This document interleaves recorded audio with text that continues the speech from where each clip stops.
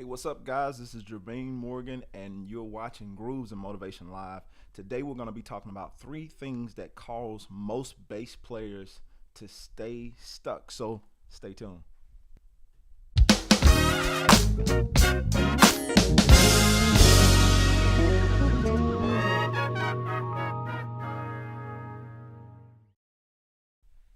All right, so we're gonna jump right into this. You know how it goes. If you've been here before, we do a little bit of grooving first, and then we jump into the discussion. So I have a few of these backing tracks. I'm just gonna play around to maybe one or two of them, and you know what to do. If you've been here before, drop your name in the comment. Let me know where you're watching from. I always like seeing where in the world you guys are from. I've been noticing lately too, really quick, that I got a lot of people in the Africa area, in particular Lagos, Nigeria, and Accra, Ghana. I noticed that a lot of you guys are watching, so shout out to you. That's not the only place, but I was, just checking things out and just seeing who's really watching.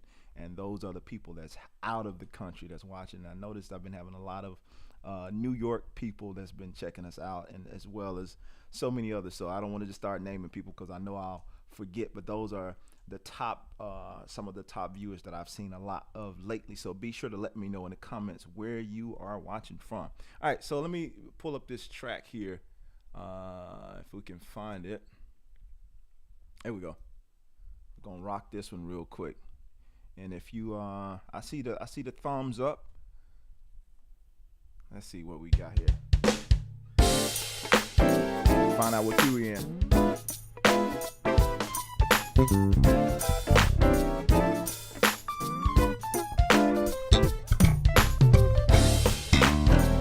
What's up, man? What's up, Steven? South Africa. South Africa.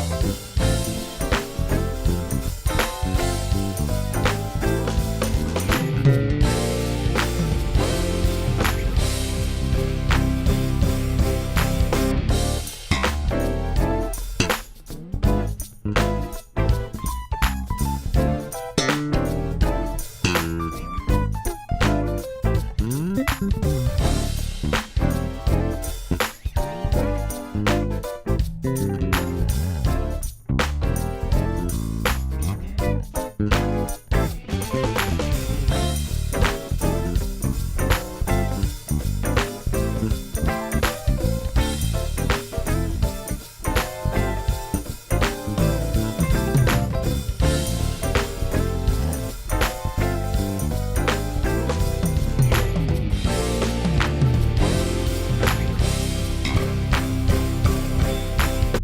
right.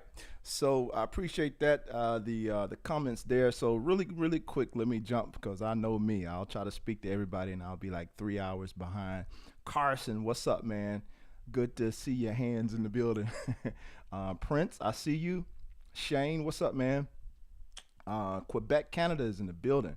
Let's see who else. Melvin, what's going on, man? Hampton is in the building. Appreciate that, Steven. He said the guitar player is killing. I appreciate it, man. I did my best.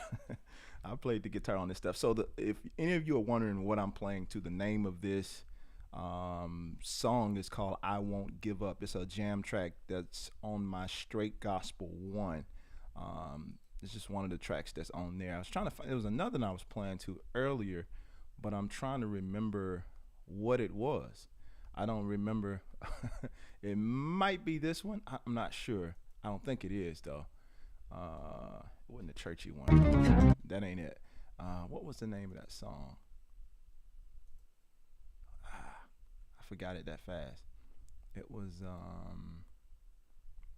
oh well. I had it and I lost it. That ain't it.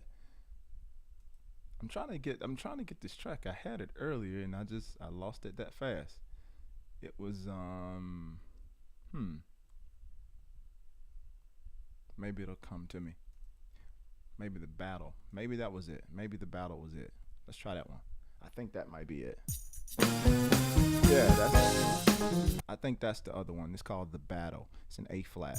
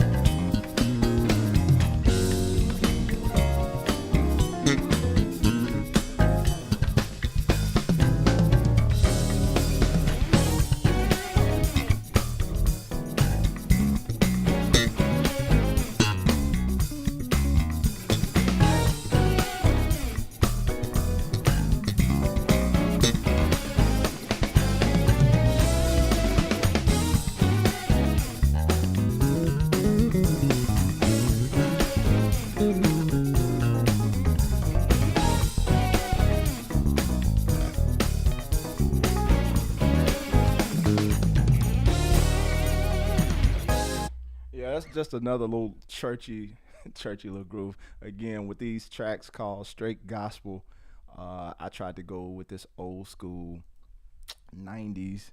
Oh, I can't say '90s. That's too far back. Maybe let's say '90s, early 2000s, into like mid 2000 to like 2010 ish, somewhere in there. The stuff that feels really church. Anthony, good morning to you, man. Cedric, and who else we got? The Black Chad. What's up, man? He said that groove was funky. I really appreciate it. I appreciate it. So let's change up this bass here a little bit really quick. I'm still not completely, maybe surprising to some of you guys. I'm still not completely at home on the Fender as much as I like to be. And believe it or not, one of my the Serene and the Warrior, one of the more comfortable basses for me to play. But I realize when I'm just playing straight, if I'm playing straight church stuff, the Warrior probably for me, just being a 5-string, is one of the most comfortable basses out of all of them that I play. It's probably the most comfortable for me, and that's probably due to me spending way more time. I got some miles on that Isabella bass, so I've spent a lot more time there, so it's a lot more comfortable for me. Not to say that the other ones aren't as comfortable, but I feel more at home, and I think that's just with any instrument that you play the most, you're gonna feel most at home. This one is getting there. I've only spent about a year. You guys saw it when I introduced it. I only spent about a year or so with this particular bass, so I'm still trying to kind of navigate my way around with this particular bass. Still getting comfortable with it. I think honestly it takes, and this is not part of my talk today, but I honestly think it takes some time to really get to know the instrument, because there's so many different dynamics to it, so many different tones. I remember I've had that Warrior bass since about either 2011 or 2010, and I can remember still finding tones like 6 and 7 years after I had it. Not that I haven't like went through different tones, but even when you change your strings and that type of thing, that makes a difference in your tone as well. Different stuff like not clipping your nails, that changes the tone. For some people it might be good. For me, I don't like the sound of it. But it was one of those times I think I recorded a slew of videos like within a day span, and I didn't cut my nails. And people like, you play with long nails? Like, not typically, but this particular time I did, and it wasn't on purpose. Nigeria is in the building. So I told y'all, Nigeria is showing up, America. I don't know what's going on over in Nigeria, but they've been showing up, so I appreciate it. All right, so let's see here. There's this track I did a while back. Let me see if I got the loop pulled up. There we go. I'm gonna pull the volume down on that. Yeah. And this might become a song. You might hear this on a record real soon.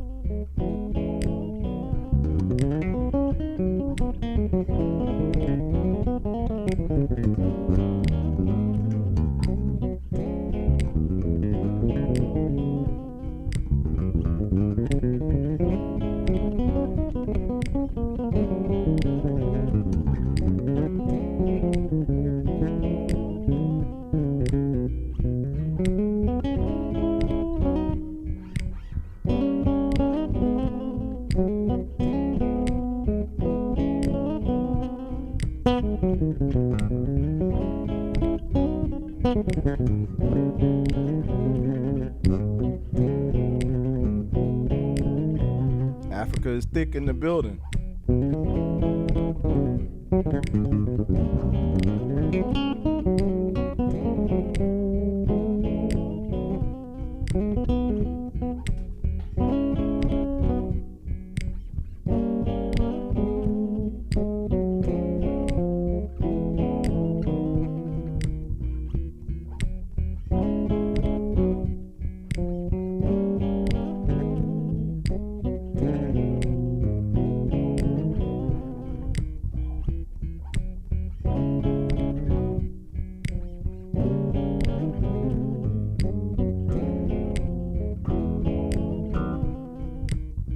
got?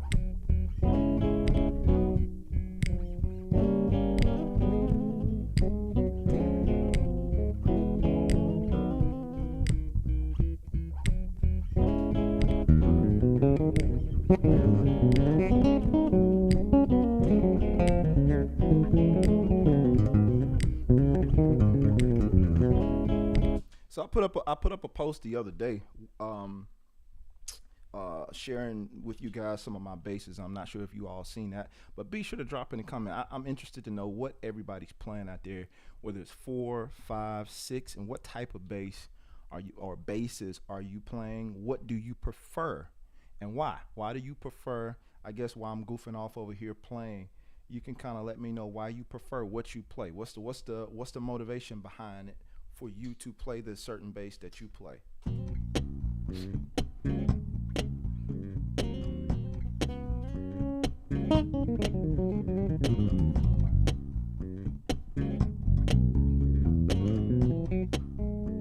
Getting the right key, Jay.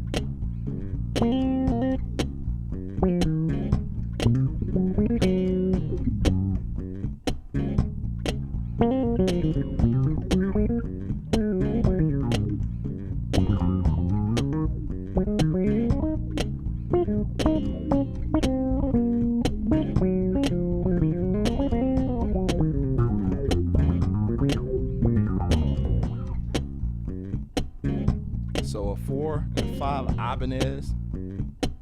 All right.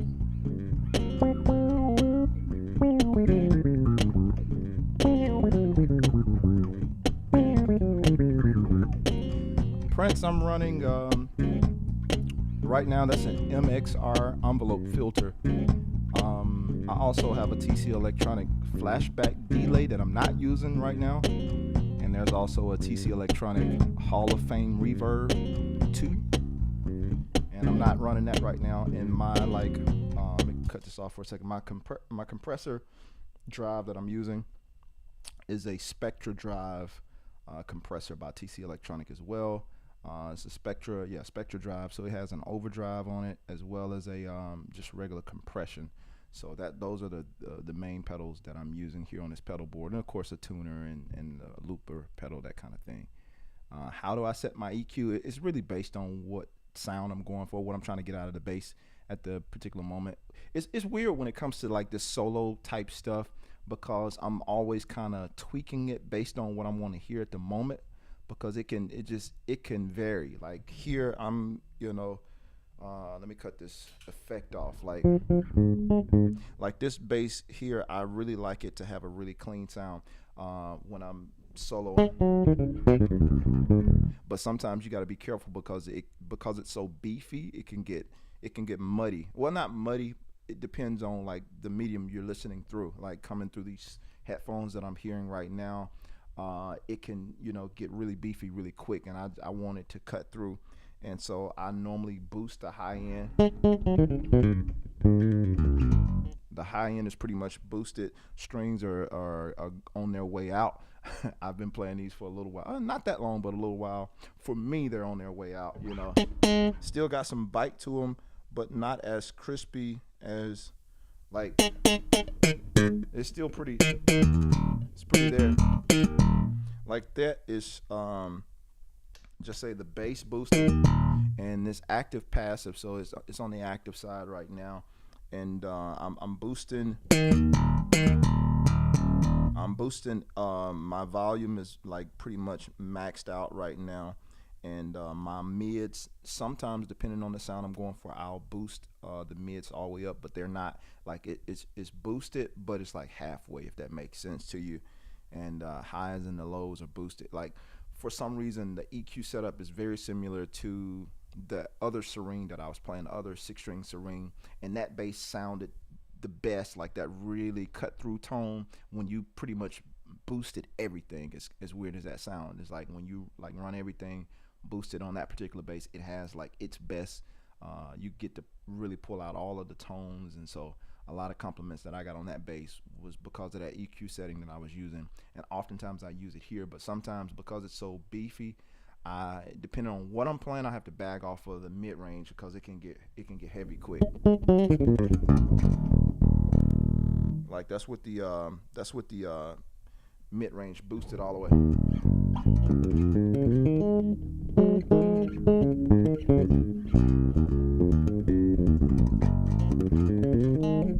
You know, so it can be heavy. So I back it off sometimes just a little bit.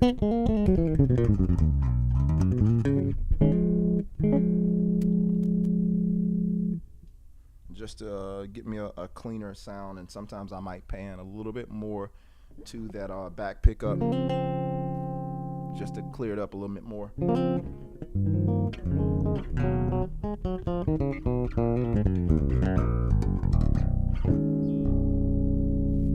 All depending on what I'm going for.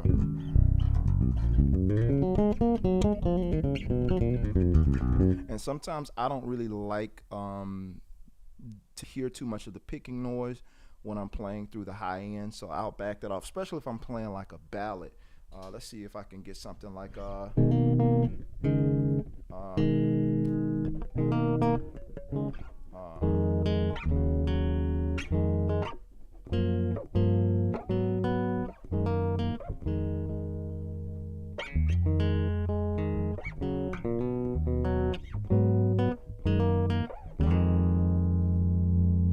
see if I can find something I'm happy with.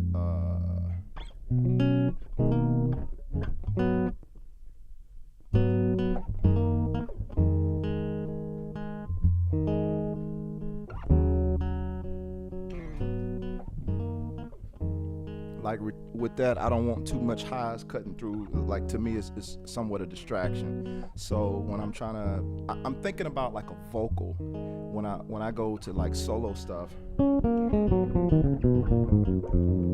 know. So we have the chords there, and I'm going for a more smooth sound. So again, to answer this long question that I'm answering, it depends on what I'm going for in the moment. And midway through the solo, I might want to express differently, so I might tweak, boost the mids or boost the highs a little bit if I want to cut through a little bit more. Also has a lot to do with the room that I'm in and how the bass is cutting in the actual room, and so that I might adjust based on everything, what I'm feeling, what I'm hearing. A lot of elements go into me and the adjustment that I'm making. But here in the studio, it's just, I can kind of get away with a pretty standard setting and tweak as I go little by little.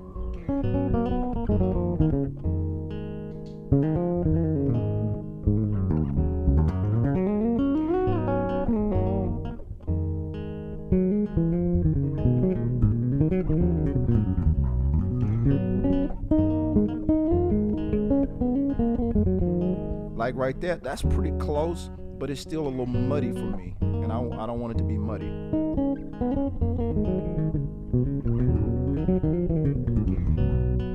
Still a slight bit, might be the headphones.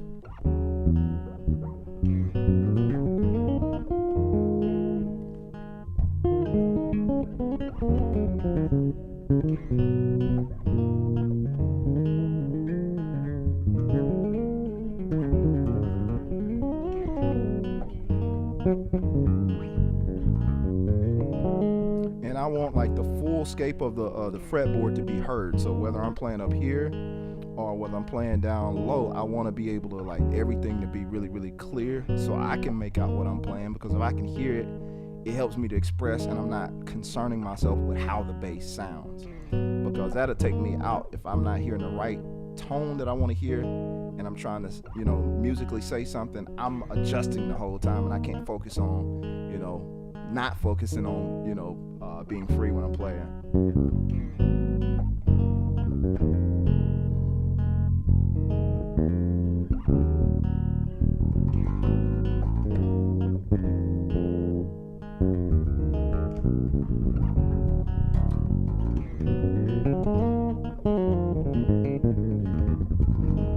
So like right there, that sound is pretty clear. You can hear almost everything. You get the tone of the bass, and to me, it's like not overbearing, where it's like too much highs or it's too much this, too much that. It's like a really overall, for me personally, it's a really, really clear sound.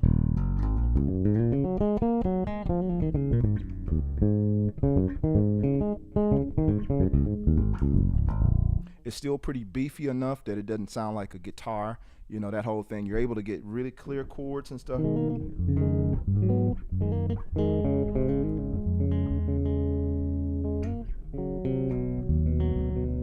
know what I'm saying? And I can work with that and continue to tweak and that whole thing. So anyway, hopefully I'm answering those questions thoroughly enough for you guys.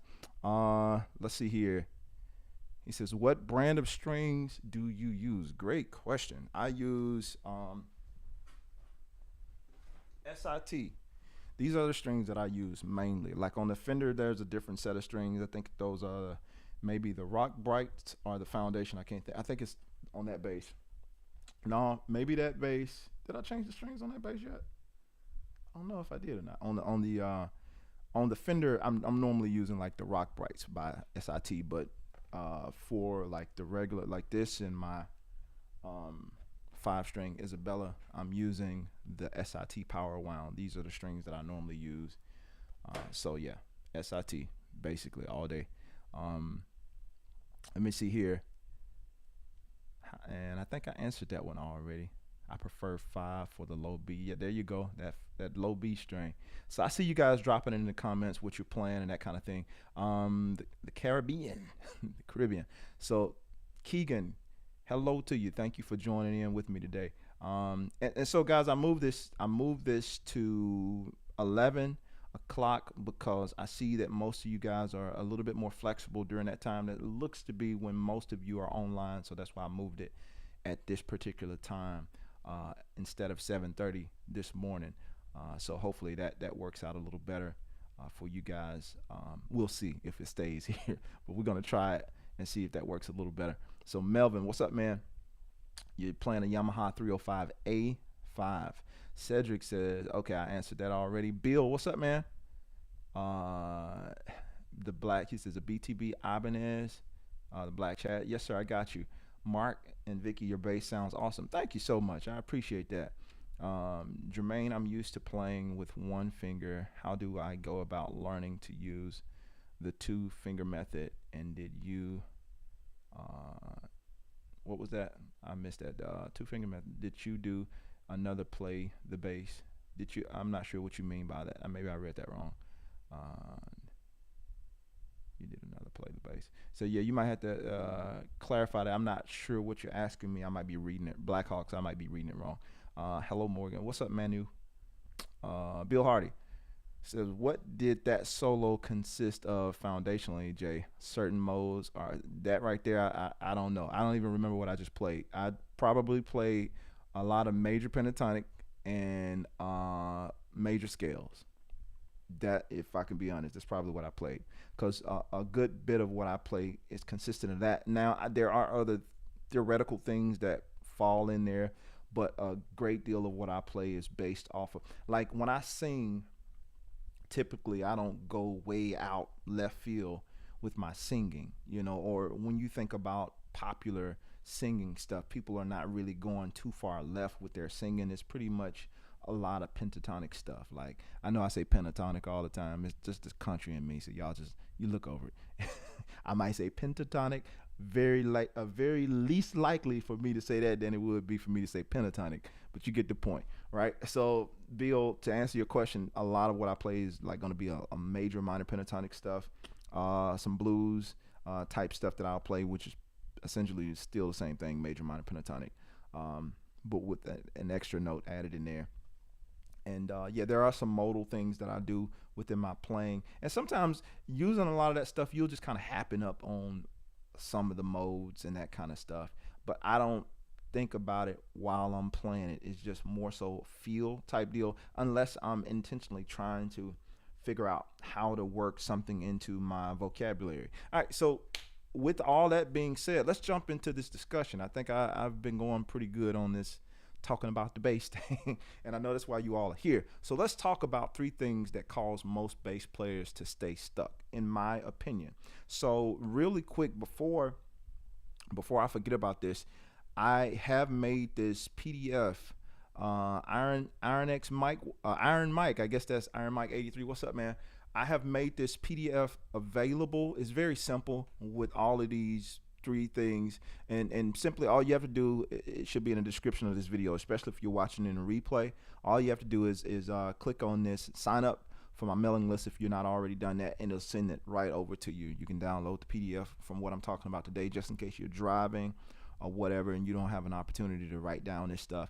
It's very short, but it is something that you can download, you can look at, because these are things you're going to want to review, because even when you get great information, it's some stuff that you forget, and you need to look back over this stuff to be reminded. Even myself, there are things that I've learned, and maybe I even took some courses on, or some stuff like that. But every now and again, it's good for me to go back to those worksheets or those notes that I have, just to remind myself, like, okay, you got to do this. All right, so the number one thing, belief system. You guys, if you've been here a while, I talk a lot about the belief system. The one of the main reasons that most bass players stay stuck is because of your belief system. And what I mean in particular about that, you believe that this is the best you can do. You don't believe that you can be better than what you are, or you believe that some other people are way more advantaged than you, or they have more opportunity. It's like a whole bunch of stuff. You fill in the blank of what it is, and how you know if you're struggling with a bad belief system. Monitor what you say a lot of the times when it comes to you and your playing. Monitor the things you say. The reason why, if I asked you, okay, are you where you want to be right now as a bass player, and you answer me like yeah or no, like the next question I'm going to ask you is why. And so based on those responses that you give me, that's going to tell me what your belief system says about you and your playing. And for most people, a lot of times we have a lot of excuses. And I mean, this whole thing can be summed up. The reason why most people are stuck because they make too many excuses. I didn't even put that in there because I didn't want to I didn't want to insult anybody. But I am gonna get on your toes today. If you hang around, if you hang around long enough, I'm gonna probably get on your toes. So one of the biggest things I believe is your belief system, and I like to pick on me, because I can use me as a reference point. I know I ain't gonna get offended by what I'm saying about me, because I know it's the truth, and the truth don't care who tells it. For me, and I'm not gonna give you my whole life story or anything like that, but my belief system about bass, number one, when I first started playing, it was cool. It was a cool instrument, but I really didn't take it that serious. I was more into guitar. It was guitar everything. You guys see the guitars on the walls and stuff like that. That's, I was a bona fide guitar player.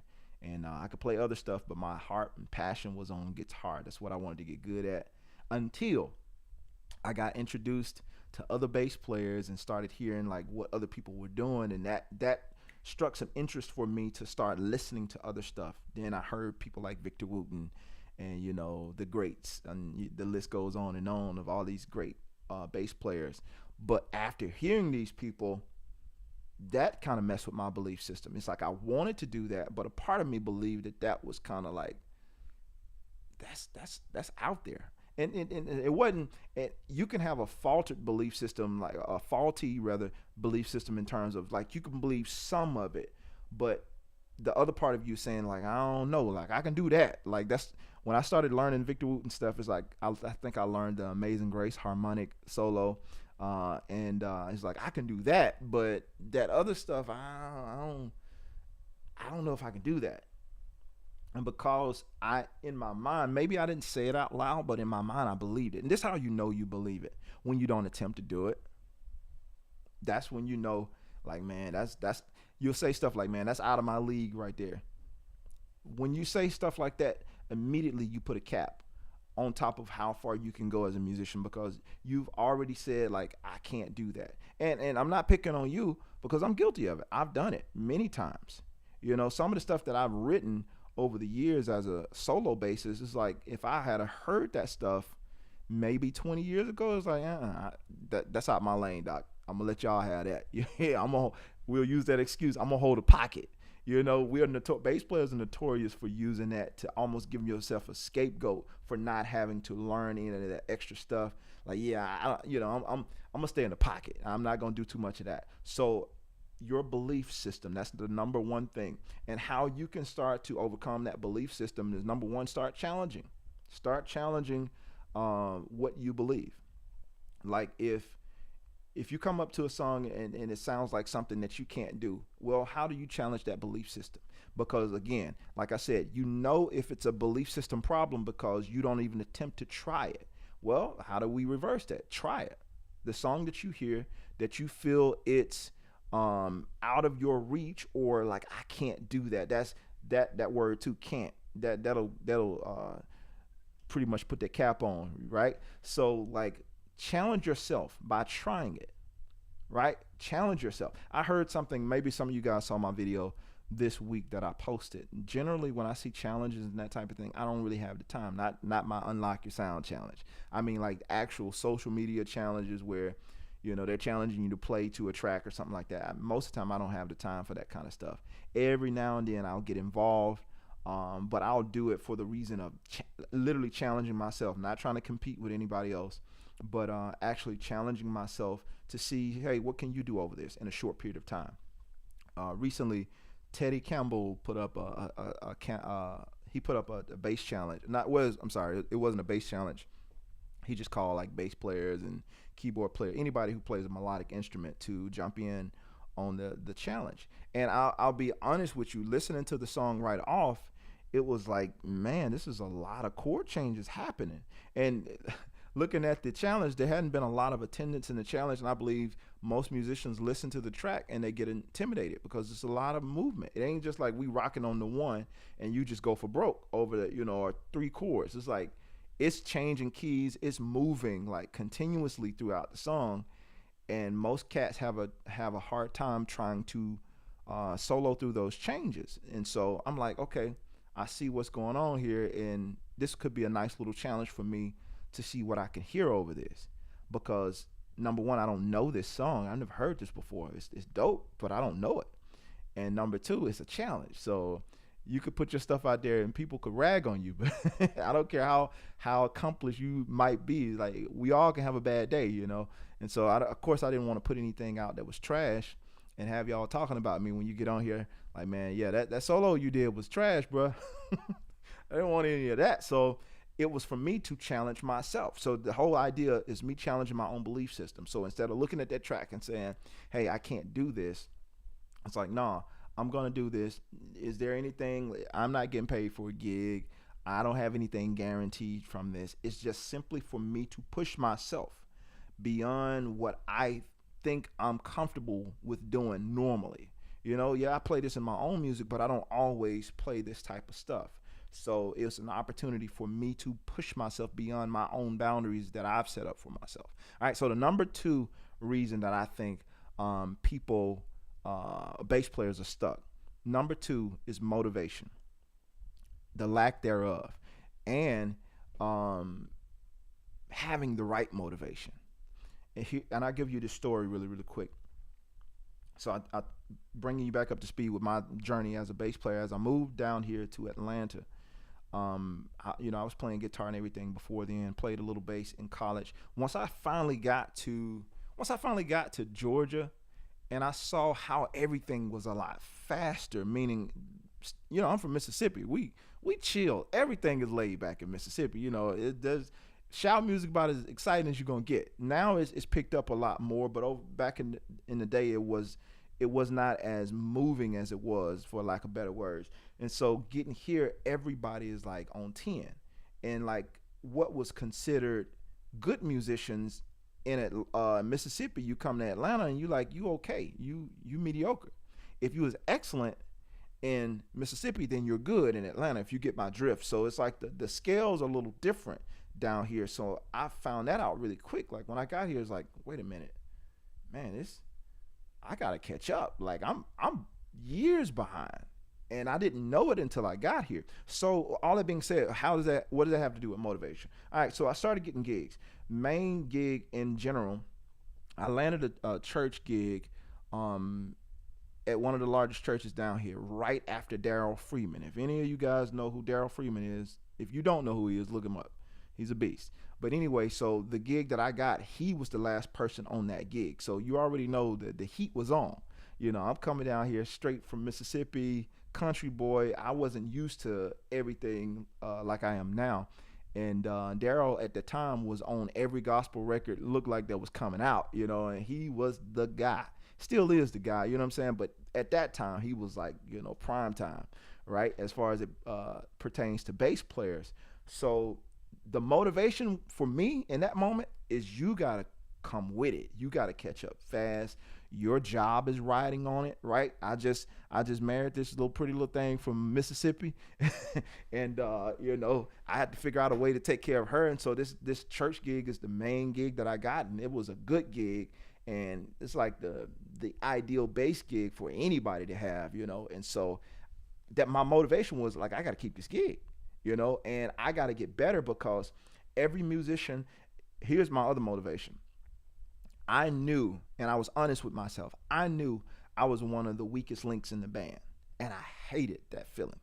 So when you realize who you are, where you are, like, you have to do something about it, or you know you're going to get left behind, so to speak. So once I realized I was the weakest link in the band, I'm like, this can't ride, because up until that point, I had never been that bad. I wasn't like a super dope musician, but I had never been that far behind.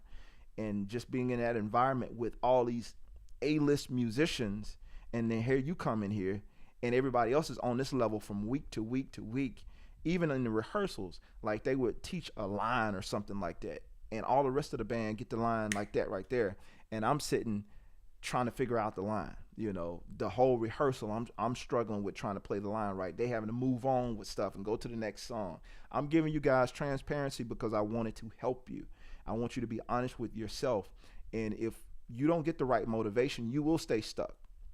And I'll come back to some of this, how you can kind of get out of that, because I know you got, some of you might be saying, well, Jermaine, that's a one in a million chance for most bass players to land a gig like that. Yeah, you're right, but there are things that we can do that creates that motivation for us, and we'll get to that. But having that right motivation, so my motivation was, number one, I was tired of being the weakest link in the band. I was a good musician. I practiced. I did all that kind of stuff. But truth be told, I wasn't as serious about it as I could have been. My interests were in other places, and I wasn't completely devoted to developing myself as a bass player as much as I needed to. So I had to do my homework. I started listening to records. I started digging for stuff. I literally studied Daryl Freeman, not to become a clone of his, but I'm having to walk into this place and fill his shoes. So I started watching. I started listening to almost every record he played on, because I wanted to understand his approach.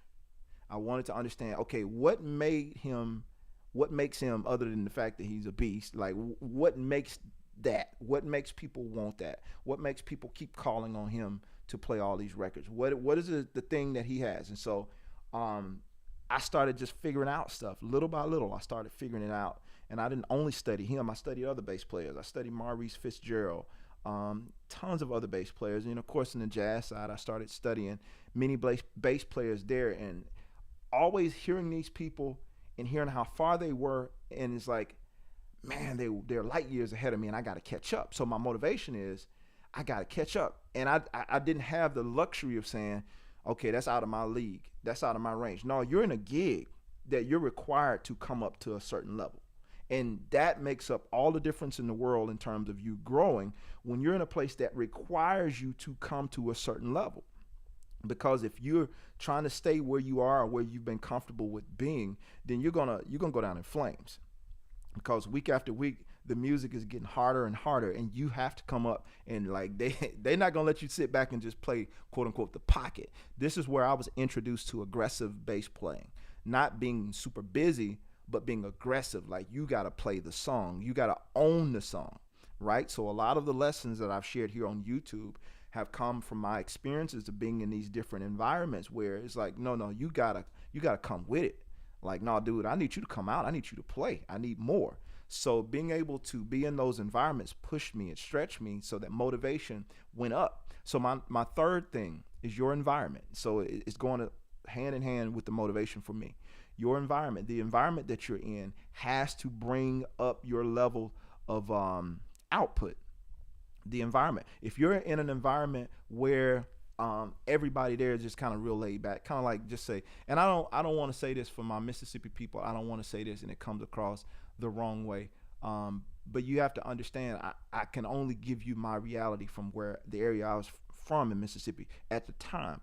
You have to understand, like now it's different where musicians are like they're on it. But the area that I was from at the time, you didn't have musicians like that. You know, we ran into cats every now and again, like honorable mentions, like my guy James Judon, who pushed us in ICC gospel choir, you know, to better our best all the time. He always pushed us. You have Quadra Salters, who was around, and he was doing an amazing job on keys, like a prodigy, so to speak, but he was still working his behind off. Zeke Listenby, you know, those cats, Dietrich Listenby, and so many other cats. But those are the guys that I got around later that pushed me to start growing, but still I wasn't there. I wasn't there. I needed to grow. And I was growing with those guys as a guitar player. So my guitar playing was coming up, but my bass playing was still not there because, you know, I wasn't doing it enough and I wasn't in the right environment. So again, getting in these environments, you know, once you get in the right environment, it changes your perspective, your perception of everything. That's why I feel like it's important to play out with people. You know, you got to get out of the four walls. It's good that you work on things within your own practice space, but your environment pushes you, it stretches you, because you got to be honest in an environment. You don't get to start the tape or the track over and go back from the beginning because you messed up. No, you got to keep going. That environment pulls that out of you. So most people sit at home and they work and they work and they work, and it's like, once I learn this, I'll be good. And then once I learn that, no. You got to take what you know. You have to apply it real time. You have to deal with the mistakes, learn how to rebound from the mistakes, get up, dust yourself, all of those things. And so for a person, because I know the question is going to come up, I done gave you the 3 reasons. So the belief system is number 1. Motivation is number 2. And the environment is number 3. So how do we fix all of these things to get to the point? How do we fix all these things? Change the 3 and you change everything. Change your belief system. Change your motivation. Like what's the motivation behind what you're doing? Then you change your environment. Well, so here's the question that I was trying to get to that I know somebody's going to have. It's like, well, Jermaine, what do I do if I'm not in a place where I can change my environment like that? Well, I'm not in a place where I'm being pushed by other musicians. Well, you got to become what you don't have, right? I know that's like easy for me to say, but even now, like I don't still play the same gig. I played that gig for 12 years. But at some point, even with that helped to kind of shape my mindset and to help me to change. But it was ultimately me making the decision like, hey, bro, this is not going to work. You know, because even in a high level environment, you can still get complacent, because once you finally get to a certain level of playing where it's natural for you to do a certain thing, and it's like, okay, now that you're at this level, you technically can chill, because it's like, you know, you're keeping up, you're playing sweet stuff when you need to play sweet stuff, and nobody's complaining, so you're good. But there comes another thing that you have to push beyond that and say, no, this is unacceptable. You don't measure yourself up against what everybody else says is acceptable for you. You measure yourself up against the potential that you know you have. And you haven't even fully tapped into that. So for you to stop at a certain level is unacceptable. It's unacceptable for you to stop at a certain level of your playing. Where you are right now, don't get mad at me, but I'm going to challenge you. Where you are right now, it's okay, but it's not acceptable. I'm talking to me too, because as I'm talking to you, I'm looking at myself in my reflection. Where you are right now, it's okay, but you can do better. We'll say it that way. It's okay, but you can do better. You can do absolutely better. And there's so many more things that you could be doing as a musician, as a player, just thinking creatively, and you have to put the pressure on yourself. How do I do that? Going back to the question, how do I do that? How do I set these goals? How do I reach these things without having these other three, like having the wrong belief system, not being motivated, and being in the wrong environment? Well, how do I get there? Well, you have to do it. You have to set goals. You have to put yourself in the fire. You have to create things that put yourself in that situation that demand that result from you. And you have to hold yourself accountable. It comes back to your own personal accountability. Don't wait for somebody to send you music before you start learning music. Learn some music. If you're not doing your own music, especially for my beginners and my intermediate players, if you don't have a gig yet, what are you waiting on in terms of learning music? You think when these people call you, they're gonna give you all this time. They're gonna give you 2 or 3 months to learn 2 songs or 5 songs. Let's be more realistic. You think they're gonna give you 2 or 3 months to learn a 5 song set list? No, when they're calling you, they're expecting you to be ready. So each week, if you're serious about this instrument, you should be setting goals. Like, I understand that people have jobs. People like I realize some of my followers are truck drivers. So, and I know that world, how it can be very difficult to practice and all that kind of stuff. But again, it comes down to the motivation of, what's going on in your world. Like, how important is this to you? I'm gonna go extreme for a second, because I want to dismantle every excuse that you say you have. You have this opportunity. Your favorite producer, fill in the blank, whoever they are. I'll just say Quincy Jones or somebody like that. For my gospel cats, I'll say Aaron Lindsay or Kevin Bunn, or somebody that we all look up to as gospel musicians. They call you for a track, and they tell you they need the track done by Thursday. Today's Tuesday. What are you gonna do? I'll wait. Now, keep in mind, the caliber of this producer that's calling you can play, not saying that they will, but the potential is that can play a huge role in where you go from this point as a musician, right? That could play a huge role in where you go from this point as a musician. So if you nail this track, just say Aaron Lindsay sends you a track, you nail it, you knock it out the park. Well, that's going to determine if he calls you for another track, or if he recommends you, if he shouts you out on social media. Whatever the case, what you pick, whatever your payoff is. You know what I'm saying? Or for you, it could just be the money. It's a good bit of money, right? You get called for this gig, and it's a corporate gig or whatever the case may be, and it's paying some really good money. You need that money, right? And so your motivation, the point I'm making, your motivation is going to change based on the scenario. Now, you could have the same amount of stuff going on. I didn't say you stop, driving a truck, or you stop working your 9 to 5, whatever that might be. Nothing changed for you. Nothing changed for you. But you have this once in a lifetime opportunity to do this thing. Would you make time to practice? Give me some thumbs up. Give me a response in the comments. I want to know, in that scenario, what would you do? Would you tell the people, I can't do it. I don't have the time. I want to do it. Respectfully, I have to decline. Because your schedule might be that busy. I'm not trying to make you feel bad. You might be that busy where you have to say, hey, respectfully, I got to decline. But if your schedule is not that busy, and you can find, even, so for my truckers, even if it's like, okay, you get 10 hours or something like that for reset time, you're going to sleep all of them hours. You're going to eat all of them hours. You're going to shower all of them hours. Or is it possible that you get you some good sleep and you prioritize this time to practice? If you have the means to do it. If you can't, I'm not talking to you, right? And I understand people get tired. So I'm not trying to dismiss, but I want to tackle real life things that people have going on, because everybody's not a full-time musician, and I get it. But how bad do you want this thing? How bad do you want to be better? How bad do you want to grow? Right? How bad do you want it? And that's going to determine, because this opportunity could change everything for you. Well, for me personally, I'm going to find the time to do it. if I'm early in my career and this is something that I know is going to be life changing for me, I'm going to find the time to do it.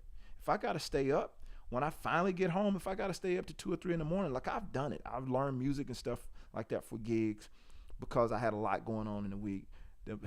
Some of this has been my younger days. You know, I had a lot going on, but I still had this gig and I had to know this music. And I don't want to come in and make a fool of myself because my reputation is on the line, you know? And what I mean by that, your musical reputation, people remember your last performance. Unfortunately, they remember your last performance, whether it was good or bad. And that could determine if they call you or if they don't call you based on that last performance. So having the right motivation, if that scenario happened, whatever it is for you, what would you do? How would you handle the situation? Would you tell them, I can't do it? Or, what would you do? And so here's my question as you answer that. Why can't you take your mind and create that scenario every week? Real quiet in here. Why can't you create that scenario every week? So it's like you can literally in your mind, because we do it all the time. Here's the thing. We do it all the time with fear. We create what if scenarios all the time with fear. What if I don't get done with this? What if this doesn't get done in time? What if they don't pay me on time? What if my mortgage comes up and I don't have enough money? What if we create these what if scenarios about negative circumstances all the time? Nobody asks you to do it. You do it on your own. You create it. I'm 40 now. Shocker. I'm 40 now. So, you start noticing different things about your body and the older you get. And so in your mind, you start creating, man, I guess I'm getting old. I hear people that's like 40 and above talk all the time. Like, man, once you get 40, it's like people do all of this stuff. Some of the stuff they haven't even experienced yet, but they start saying this stuff based on things that they've heard, what we call contingencies. And they start saying all of this different stuff based on something negative, but yet to create a positive scenario that moves you forward is difficult. It's difficult to create a positive scenario that moves you forward. Like, why not? Why not say, hey, this time next week, I'm going to be able to play these 3 songs. And not only am I going to be able to play these 3 songs, I'm going to own these 3 songs. It's going to sound like I played the record. Why not set that goal for yourself? Right? Not like, well, man, I don't know if that's out of my league. Okay, make it part of your league. How long is that going to be out of your league? I want to figure out what he's doing. Well, what are you going to do to make yourself figure out what this person is doing? Can you figure it out on your own? That's a question. Can you figure it out on your own? So here's the other thing. If the resources that you have available are not enough to get what you need to get done, why don't you invest in the resources to get what you need? Oh, I know. I know. Somebody said on the video not too long ago, like, man, you kicking the hornet's nest with that. So I know I'm kicking the hornet's nest with musicians because we don't like to spend money and invest in anything. And what we get for free, we take it, we take it lightly. But when you pay for something, you value it a lot more. The information that I paid for over the years, especially in my own business, I value that information. I value that information because it cost me something. Now, the stuff that I might have seen for free, I might save it to my favorites. I might go back and view it, and I might not. I'm just being honest. I'm just calling a spade a spade. I might view some of this stuff, and, I go back and check it out. But I've learned over the years, because I've been working on my mentality and my mindset for so long, I learned even the free stuff to value that. I've learned that. So you'll catch me. I'll go and watch the same video. I might watch it 10 times if it's some really, really good information, because I know I don't have it. And I want it to be a part of who I am. I want it to go into my, autopilot. I want it to be a natural way of how I think. So in order for this to be a natural way of how I think, I have to implement it over and over and over again. If I don't have the right information, I got to go to the people who got it. I literally did a lesson not too long ago with another bass player, a bass player that I admire. And I did a lesson with him. I'm like, hey, what do you charge? What do you charge for your one-on-one lessons? I want one. I'm like, yeah, I want a one-on-one, because there's information that you have and I don't necessarily know what that is, and I want to know what it is. I'm fully aware that I don't have it all figured out, but there's a lot that I know that I'm able to share and help other bass players who might not know these things that are my strengths. But there are some areas for me in my playing that are weaknesses for me. And in order for me to get better with that, I have to search out the information. I just bought some workbooks. I think it was Yannick Wisdala. I bought some workbooks. You know what I'm saying? Because I understand I don't know it all. I don't know it all, and I'm willing to invest in myself. And I'm not trying to preach at you guys just so you can go buy something, but I do want you to think about, if you're gonna move this thing, you clicked on this video because it said 3 things that cause most bass players to get stuck. Okay, now you know what it is. So the question is, what are you gonna do about it? Play the Jeopardy music.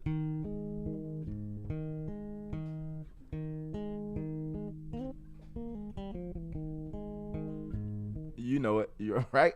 So, like, since you know what's going on, what are you gonna do? What are you gonna do? So those are the thoughts I just want to share. I can go on a rant with this, but I'm not gonna do that. I just want to impress upon you to start thinking about these things, because, as I said earlier, where you are is cool. It's cool. But could you be better? I'll ask a question for the latecomers. They think I might be picking on them, but could you be better? Could you be better? Where you are is cool, but could you possibly be better? I know what the answer is for me. Yes, absolutely, you could be better. I took 3-4 years sabbatical from playing consistently at a church. I kept playing consistently, but I could tell when I got back into the swing of playing with, musicians live, I could tell it's like, oh man, I could tell I haven't been doing this, because when I was doing it consistently, it was like a no-brainer. Like, in terms of the flow, my everything about how I was doing it was very consistent.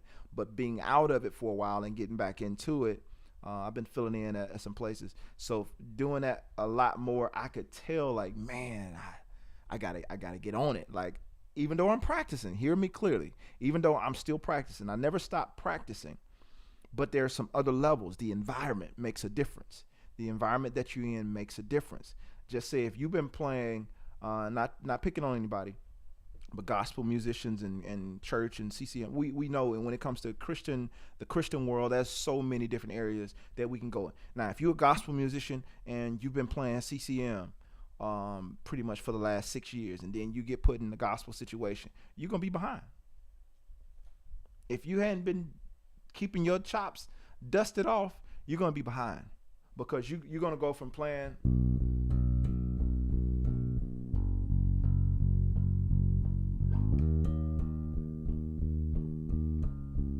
Y'all can stop me when I stop telling the truth, right? So you're playing that, and then you're going.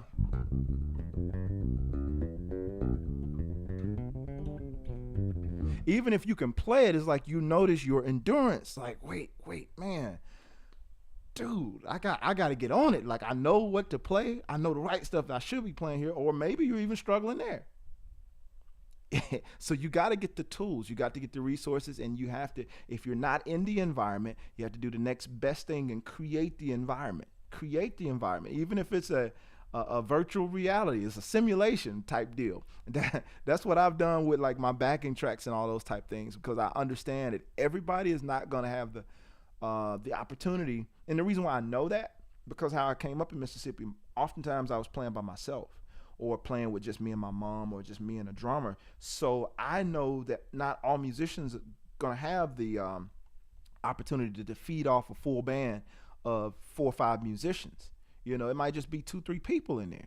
So to hear that other element, for me to create a simulation type of effect for people to be able to practice those type things, it still don't substitute the real thing, but at least gets you closer to being ready for that environment. So whatever you can do to prepare yourself or to shift things around for you, changing those 3 things is going to make all the difference in the world, right?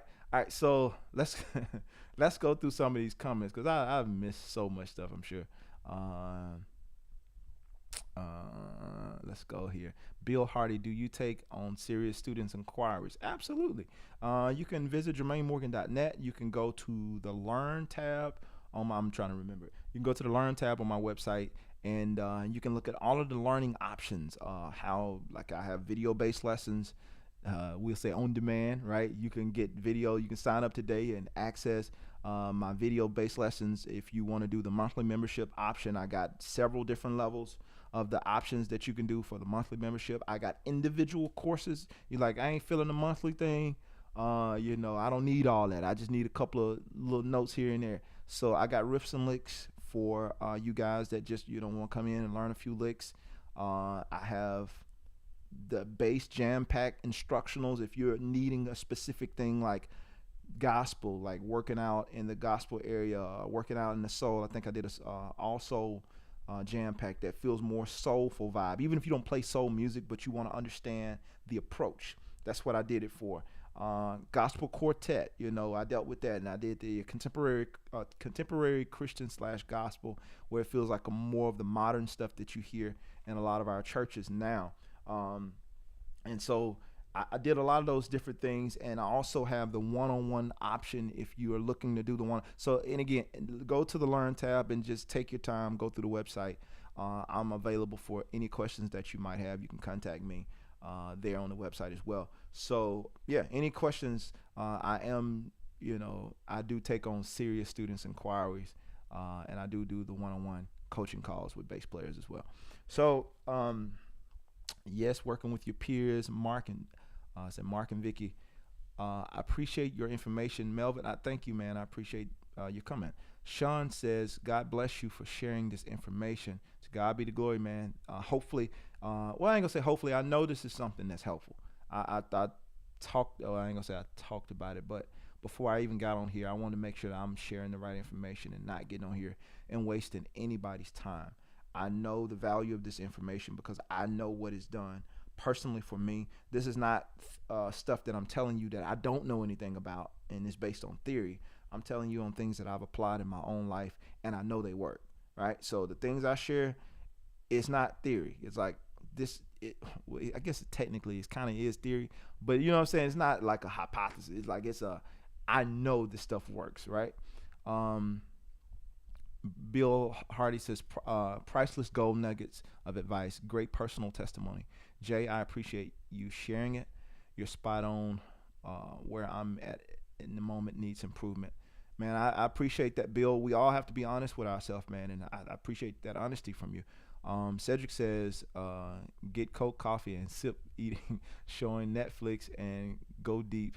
You can eat, shower, and watch Netflix after you have accomplished the opportunity. Exactly, man. After you finish the work, now you can chill out. Good stuff, Cedric. Malk, if I'm saying that right. Jermaine, you talking real good, brother. Appreciate that, man. I'm still stuck here in the SIP, Jay. Jackson in the house. Y'all got a somewhat of a scene. I think, Bill, I think Jackson was a little bit more progressive. Jackson, Tupelo, a few other areas. There were spots in Mississippi. So it's like, again, I hope what I'm saying is not shining a bad light on my home state because, I'm Mississippi born and raised, right? I live in Georgia now, but I'm just saying the area that I was from, the music and stuff that we were exposed to, it wasn't bad. I'm not saying it was bad, but where I was trying to go, I wasn't being challenged. It's just that simple, right? Let's see here. Cedric says, the feeling of weekly, nightly success far outweighs being a couch potato. Absolutely, man. Absolutely. Charles, man, good morning to you. This is morning, folks. Getting caught up, but this is speaking directly to me. I'm glad that I'm getting on your toes, Doc. I must get caught up with my bass plan. Sean is in the comments being real honest out here. Cedric says, I really appreciate it. I needed to hear this. Good stuff, man. Sean says, I would make time to rehearse and master my craft. There you go. Definitely would pull out all those stops to make the time necessary to meet the expectations of that opportunity. See, that there you go. Bill, going back to what I said earlier, you would do what's necessary because it's like, who wants to, if it's going to have the potential to be life changing, who wants to miss out on that? Who wants to miss out on anything that has the potential to move me forward in life? I don't want to miss out on that. I want to take full advantage of that. So I appreciate that honesty there. And most people would. Truth be told, I don't care what you got going on. If the right person call, you finna drop something. Like something finna get. If you have to call off a day of work, something finna get dropped to make sure. And I'm not saying go that extreme every single week, but you need to create the scenario in your mind. What's the saying? Stay ready so you don't have to get ready.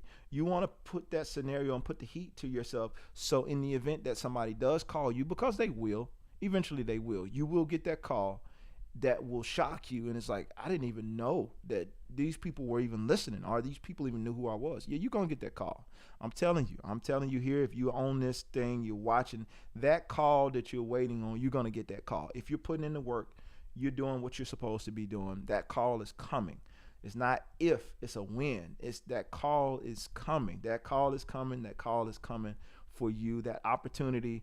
I sent out an email the other day, and the name of the email. Oh yeah, by the way, if you guys aren't subscribed to my email list, there's a link in the description where you can sign up to be a part of my emails that I send out from time to time. I'll let you know about videos. I'll let you know about other stuff that I have going on JermaineMorgan.net. But anyway, I sent out a email the other day, and it was talking about faith. It takes faith and patience. And in that email, I was talking about the fact that, man, my music career, and this is without exaggeration, from my perspective, based on what I knew what was possible to what I actually experienced. And I say that because I didn't know all these things were possible. That's what I mean when I say that. What I've experienced, man, has been amazing. I mean, I've had a ride as a musician, and no, I haven't toured with all these big time top artists, but I've done some stuff. I ain't gonna knock it all the way down like I ain't done nothing, but you know what I'm saying, like the Beyoncés and whoever we consider top artists. I hadn't done that, but I have been in some places and been able to be in places that I never thought. Being in Mississippi, Houston, Mississippi. Man, I would never imagine some of the stuff that I've experienced as a musician. You couldn't have, in my wildest dreams, you couldn't have told me, like, dude, one day you're going to play for this person. One day you're going to be in a session with this person. One day you're going to write and produce for this person. One day you're going to have your song on a movie. One day you're going to have songs on TV. Like, man, get out of here. Like you couldn't have told me this stuff. So if you're putting in the work, the point that I'm making, these opportunities are going to come. Now, some of these opportunities, you're going to have to make them happen. Some of them just going to be God going to make them happen for you. But some of the stuff, you're going to have to get out, put yourself in a position that allows you to win. Right? Like they say, my mom said all the time, a closed mouth don't get fed. If you don't tell nobody you're hungry, most time folks ain't going to offer you no food. Right? It depends on where you are and who you know, that type of thing. If you're a person and you're in the in crowd, you know everybody, and they just call you for everything, good for you, kudos. But for the rest of us, you got to work for it. You got to work for it. And when your moment comes, be ready for your moment. When your opportunity comes, the gig that I landed, the major gig that I landed way back years ago, 15 years ago, as a bass player for one of the biggest churches in Atlanta, I almost lost that gig at the same time. At the same time, there was somebody else who was going out for that gig, and that person actually got the gig. He actually got the situation. But some other things kind of worked out in my favor. I guess what God has for you is for you. But in me getting a gig, it wasn't like, yeah, I got it. Now I can relax. No, you got to put your work in.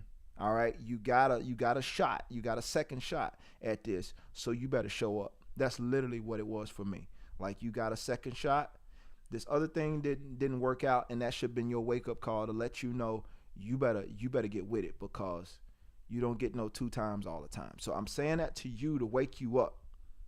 This is your moment. This is your shot. Some of you are already in the midst of this chance that you're getting. You're on your second round.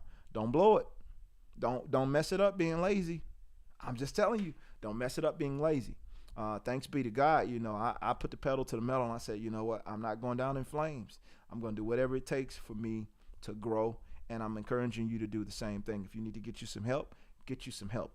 And I'm more than willing to help you. I'm just saying, somebody got to tell you. So JermaineMorgan.net is open 24/7 to help you in this journey. Let's see here. Let's see. What else did I miss? Investing in yourself is the best thing you can do. Sean Lewis, you are absolutely right. Andre says, "Good afternoon, my brother. Thank you for the free music." Man, thank you. I appreciate you, Andre. I'm glad you're enjoying the music. Um, so, Charles is talking to Bill, so we'll let that go. Bill says my presence is the chat today is my starting to go. Which says the chat is starting to go up the road of self improvement of the knowledge of the base by following your earned knowledge. Man, I'm glad to hear that. Very valuable information. Skarabi, what's up, man? I'm really happy to see you again. Long time. I didn't expect to see you in this time. It's 6:10 here in Paris. Greetings from France. France is in the building. There we go. We got some other countries in here as well. Glad that you're here, man. Joining in. Yeah, we decided to do a different time today. I got to get back to grinding again on my base. Thank you. Absolutely. We got to stay at it. Don't settle for okay when excellence is the standard. Somebody can quote that somewhere. Um, Sean says, facts, Jermaine. Jonathan Gaskins, what's up, man? Thanks, Jermaine, for the advice. Took a break from bass. Thought I needed a 5 string. Thought I needed the right amp. Just needed to practice and apply myself. You dropped the bar there, Doc. Thought I needed a 5 string. I thought I needed the right amp, and I just needed to practice and apply myself. Listen, we can. What my mic at? That's a right. That's a mic drop right there. We just need to apply ourselves. And don't get me wrong. I mean, we all gearheads to some degree. All of us want stuff. We all want. You see these basses and guitars and stuff around this room, and for me, I still don't have enough. Right? Y'all can't even see all of them in the frame, and I still don't have enough. But I get it. We think we need all these external things when truly we just need to challenge ourselves. Set goals for ourselves. Stop making it external. It's internal. What you need is internal. One of the things I've learned in my coaching bass players, and that's why I call them coaching calls, because I ain't just doing bass lessons. And any of my students that are on here, they know me, and they'll tell you we ain't just doing bass lessons on there. It's coaching calls, right? Because I understand that it's more mental than it is physical. When it comes to this bass, when it comes to improving, when it comes to growing, it's more mental than it is physical. And if I can work on your mental and get you thinking the right way, getting your plan together ain't no problem. But if I can't deal with your mindset and how you think, it's hard for me to make you move. It's hard for me to get you the results that you're after. But if I can get you to change the way you're thinking, all these things we're talking about today deals with your mindset, belief system, your motivation, and your environment. All of that stuff is really mental. You think it's physical in some of the aspects of it, but all three of those things are mental. And once you deal with the mental aspect of it, nobody can stop you. I seen this, and I'm not saying this to be offensive, but I'm saying this to make a point. I noticed I looked at one of my new subscribers, and I was blown away. I want to shout him out, but I don't know right off the top of my head, and I have to go back in my subscribers to see it. But there was this young cat I'm seeing playing the bass, and he's missing limbs. Some of you guys may have saw him.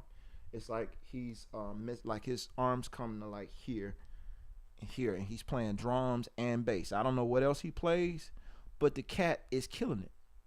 And for me, it's like on top of that, and the little kids that just killing just for no reason. I'm saying nobody has an excuse, and that's the thing I want to challenge. Nobody has an excuse. Nobody has an excuse. If he is figuring out a way to play the bass and he don't have like regular fingers like us, and he's figuring it out, what's your excuse? My guy is figuring it out, and he's like going for it on drums and bass. Solid. Probably can take some gigs, some of y'all's gigs. You know what I'm saying? And like going for it. And I applaud him. You know, I followed him back because it's like it was like inspiring to me to even see that. I'm like, wow.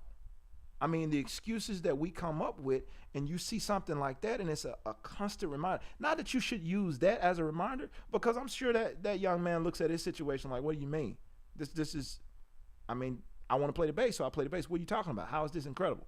You know what I'm saying? So I know that mindset because I've dealt with it from a standpoint of my own personal life that you guys probably know little about. But I get the mindset, I get the mindset that goes into that. And so when you look at it from that standpoint, it's like I have no limitations. I have no limitations. I need y'all to say that along with your notes. If you wrote it down today, put at the bottom of your notes, I have no limitations. The only limitations you give yourself are the ones you give yourself. The only ones you have, rather, are the limitations you give yourself. There are no limitations. You literally can do anything in terms of this instrument if you are willing to do the necessary work and you're willing to change what's going on up here. We can work on the mechanical stuff if we can get that computer right. If we can get that computer up here right, we can get that mechanical stuff worked out. All right, I done ran it on enough, guys. I done been on here for way longer than what I intended to, but y'all know me. That's my nature. Um, so Canada is in the building. Dalton Bell, what's up, man? So Anthony says, each week I take something new away from every teaching you do. Thank you always, man. Anthony is one of my students who's making some great progress as well. Shout out to the Jermaine Morgan coaching students that are on here today, and the ones that might watch in the replay. So there you go. I have no limitations. There you go. That's what I'm talking about. I have no limitations. I love it. I love it, man. I love it.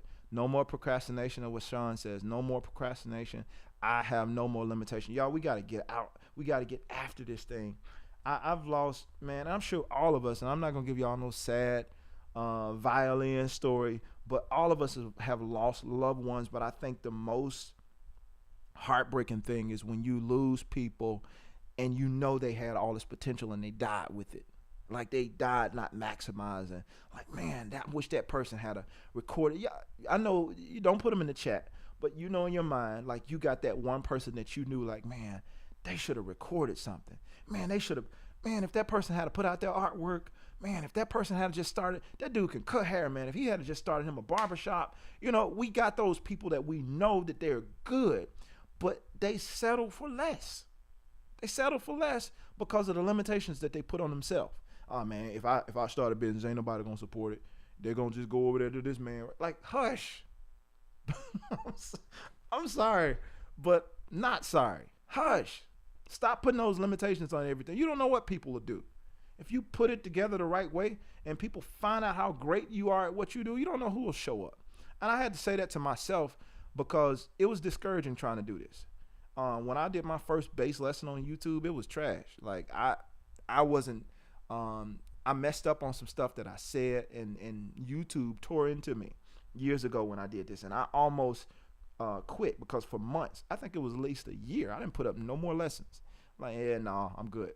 I'm gonna let the smart people handle this, and I ain't gonna say nothing. Now look at the amount of people who wouldn't have been affected if I had stopped based on a bad experience or based on something like, man, yeah, I don't know enough to be on here talking about no theory, and because I know I got naysayers now, but who cares? You're not my people. The people who I'm helping are the ones who are for me. The people who you're gonna help in what you do are the people who are for you. You got to get over all these other folks because it comes down to you. It comes down to what do you put here to contribute? What do you put here to give the world? It might be music for you. You might just play bass on the side and it ain't really your thing, but you want to get better at it. You can still put your all into it. I always try to reference the scripture because it's one that I had to take seriously. Colossians 3:23. And everything you do it to the glory of God. Like, you know what I'm saying? Put all you have in all that you do. Treat it like God is watching it. Treat it like God is watching it. You wouldn't go halfway present something to him. So why would you do that for yourself? If you're worth like you want somebody to pay you your worth, well, stop treating yourself like you're worth less than what you're asking everybody else for. All right, I'm done with that one. I'm done with that one. All right, so again, thank you all for hanging out with me today. I really, really appreciate it. If you want the PDF to this, and if you don't want the PDF, go ahead and sign up for the mailing list anyway, because I want you to be included on these emails that I give out. Sometimes I get nuggets and I drop them, or sometimes I just get encouraging things in my head that I don't necessarily go live and say, but I might send it out in the email, and I want you to get that stuff and receive that as well. And so again, I appreciate. I don't take it lightly that you guys hung out with me this long.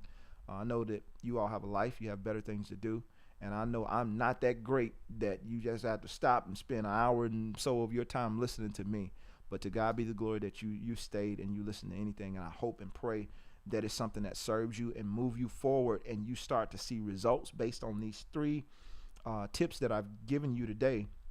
Hopefully you start to see massive results in your playing because you took yourself serious. All right, y'all. That's it for me. Much love to you all. I'm out. Peace.